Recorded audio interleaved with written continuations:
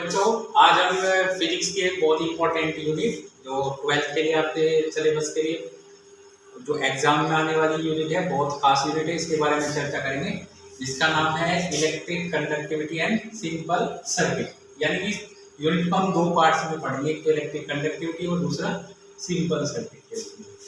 तो पहला टॉपिक हम इसका स्टार्ट करते हैं, जिसका नाम है इलेक्ट्रिक करंट, और इसको किससे रिप्रेजेंट करते हैं? आई से। तो आई इज इक्वल टू क्या होता है? Q upon T। तो फर्स्ट ऑफ ऑल हम इसका फॉर्मूला लर्न कर लेंगे। तो इलेक्ट्रिक करंट का फॉर्मूला क्या होता है? I is equal to Q upon T। अब इसकी डेफिनेशन बनाने का जो तरीका होता है, जो सिंपल तरीका होता है, देखिए एक तरीका तो यह है कि आप क्या करें कि भाई कोई भी जो फॉर्मूला है उसको लर्न कर ले, उस फॉर्मूले के बेस पे आप उसकी क्या बनाएं? डेफिनेशन। और दूसरा हमारा जो तरीका है वो ये है कि भाई हम डेफिनेशन लर्न कर लें और उसके बाद उसका फॉर्मूला बना लें। तो इनमें से दोनों में से जो बेटर तरीका है वो ये है कि आप फॉर्मूला लर्न कर लें और उसके बेस पे क्या बनाएं? डेफिनेशन बनाएं।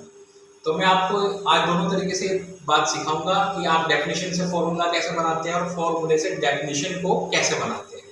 तो फर्स्ट ऑफ ऑल ये मैं आपको फॉर्मूला लिखा मैंने इलेक्ट्रिक करंट का। तो इलेक्ट्रिक करंट का जो फॉर्मूला होता है I is equal to Q upon T होता है। तो इसके लिए हम क्या करते हैं, ये फॉर्मूला जो लिखते हैं उसके बाद हम इसका जो अपॉन वाला जो टर्म है इसके, है ना, तो जैसे ये T है तो T इज इक्वल टू, उसको हम यूनिट ले लेते हैं, जैसे 1 सेकेंड ले लेंगे या 1 मिनट ले सकते हैं या 1 आवर ले सकते हैं, ठीक है।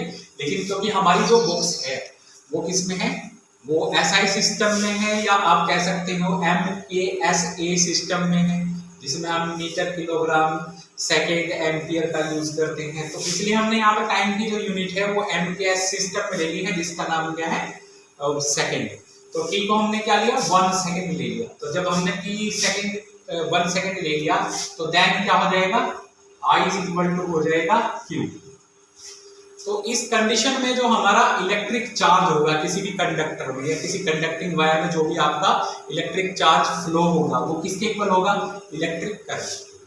तो हम कह सकते हैं कि किसी इलेक्ट्रिक करंट में पर यूनिट टाइम की जगह अगर हम ये बोले कि 1 सेकेंड में जितना भी चार्ज फ्लो होगा, जितना भी चार्ज का मैग्नीट्यूड फ्लो होगा, उसको हम बोलेंगे इलेक्ट्रिक करंट, ठीक है। तो इसको हम कैसे लिख सकते हैं? The net electric per unit time is known as electric current of that conductor. Okay, तो अब हम क्या कर सकते हैं, इसके बेस पर हम क्या बना सकते हैं? इसका फॉर्मूला बना सकते हैं, ठीक है। तो फॉर्मूला बनाने में हम क्या करेंगे कि जैसे कोई कंडक्टर है हमारे पास, नहीं हमारे पास एक कंडक्टर है और इस कंडक्टर में T टाइम में कितना चार्ज फ्लो होता है? तो T टाइम में कितना चार्ज फ्लो होता है? Q। अब डेफिनेशन क्या कहती है कि पर यूनिट टाइम में जितना भी चार्ज फ्लो होगा इस कंडक्टर में, उसको हम इसकी क्या बोलेंगे? इलेक्ट्रिक करंट बोलेंगे। तो हम जब 1 सेकेंड में देखेंगे इसका तो वो क्या आ जाएगा? Q upon T। तो बाय द डेफिनेशन हमारा जो इलेक्ट्रिक करंट होगा उसका फॉर्मूला क्या हो जाएगा? I is equal to Q upon T। Okay, अब बात करेंगे इसकी यूनिट की। तो इसकी यूनिट क्या होती है? I की यूनिट होती है, देखो चार्ज की यूनिट क्या होती है? कूलाम। और कूलाम को हम किससे रिप्रेजेंट करते हैं? Capital C। और टाइम की जो यूनिट होती है उसको हम किससे रिप्रेजेंट करते हैं? स्मॉल s से। तो कूलाम पर सेकेंड, या इसको ही क्या बोलते हैं? एम्पियर। तो एम्पियर का जो हम एम्पियर को रिप्रेजेंट करते हैं कैपिटल A। जैसे कि हमको पता है कि जितने भी साइंटिस्ट के नाम होते हैं उन साइंटिस्ट के नाम हम कैसे रिप्रेजेंट करते हैं? कैपिटल लेटर्स में। और जो अदरवाइज जो दूसरे यूनिट्स होते हैं फिजिकल क्वांटिटीज के, उनको हम स्मॉल लेटर्स में रिप्रेजेंट करते हैं। तो हमारी जो इलेक्ट्रिक करंट है उसका जो यूनिट है वो क्या हो गया आपका? कूलाम पर सेकेंड या एम्पियर बोल सकते हैं। तो प्यारे बच्चों, इसके बाद हम बात करेंगे कि इलेक्ट्रिक करंट हमारी जो है वो वेक्टर क्वांटिटी है या स्केलर क्वांटिटी है। तो ये एग्जाम में पूछा जाता है कि prove that the electric current is a scalar quantity.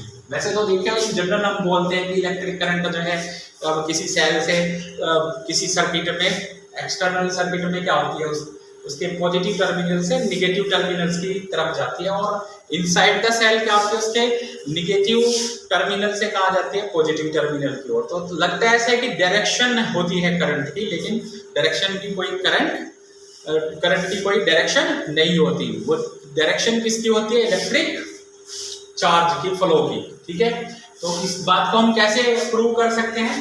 तो देखिए इसका एक एग्जांपल लेते हैं। एग्जांपल के तौर पे हम क्या करेंगे कि दो कंडक्टिंग वायर ले लेंगे और दोनों कंडक्टिंग वायर्स को उनके बीच कितना एंगल प्रोड्यूस करेंगे, 90 डिग्री का राइट एंगल, और एक में कितनी करंट भेजेंगे 3 एम्पियर की, दूसरे में क्या करेंगे 4 एम्पियर की। सपोज को एक थर्ड वायर इसके साथ में जुड़ा हुआ है। ठीक है, इसका नाम हम कुछ भी रख देंगे, जैसे इसका नाम रखा हमने ए, इसका नाम रखा बी और इसका नाम रखा हमने सी। ठीक है, तो अब इस थर्ड वायर सी में हम अगर करंट मेजर करेंगे तो एक्सपेरिमेंटली या जब इसको ऑब्जर्व करते हैं, जब भी हम किसी डिवाइसेस को मेजर करते हैं जैसे अमीटर वगैरह, तो ये कितना करंट आता है हमारा 7 एम्पियर। तो 7 एम्पियर हमारा करंट आएगा, यानी कि ये जो आपकी इलेक्ट्रिक करंट है 3 एम्पियर और 4 एम्पियर, इन दोनों का जो सम होगा वो 7 एम्पियर होगा। ये किस तरह से ऐड होती है, जैसे कि कोई स्केलर क्वांटिटी होती है। जनरली स्केलर क्वांटिटी को हम डायरेक्ट जोड़ देते हैं और उनका मैग्नीट्यूड हमें डायरेक्ट मिलता है। ठीक है, बट अगर हम इसको क्या मान लें, वेक्टर क्वांटिटी, अगर हम सोच लें कि भाई ये वेक्टर क्वांटिटी है, तो आपको पता है कि अगर दो वेक्टर होते हैं हमारे पास, वेक्टर ए और दूसरा वेक्टर होता है हमारे पास वेक्टर बी, और दोनों के बीच का जो एंगल कितना है हमारा थीटा, तो इनका जो सम होता है, तो सम को हम, इनका जो मैग्नीट्यूड होता है, सम का रिजल्टेंट का मैग्नीट्यूड होता है, तो उसके लिए हम एक फॉर्मूला यूज कर सकते हैं, R square, R is equal to under root A square plus B square plus 2ab cos theta.